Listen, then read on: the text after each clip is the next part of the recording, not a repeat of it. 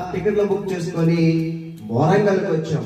వరంగల్ నుంచి ఇప్పటి వరకు తిరుగుతూనే ఉన్నాం. హల్లెలూయా.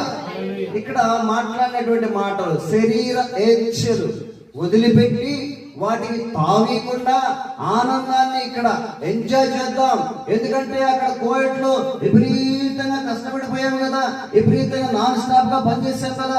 2 నెలలు ఇక్కడ ఎంజాయ్ చేద్దాం, చాలా సంతోషించి వెళదామని ఆలోచన లేకుండానే ఇక్కడికి సేవ నిమిత్తమై, సువార్త నిమిత్తమై పరుగులు తీస్తూ ఒక్క రోజు కూడా విరామం లేకుండా తిరుగుతున్నాం. ఇది ఆత్మ సంబంధమైనటువంటి కార్యము. హల్లెలూయా.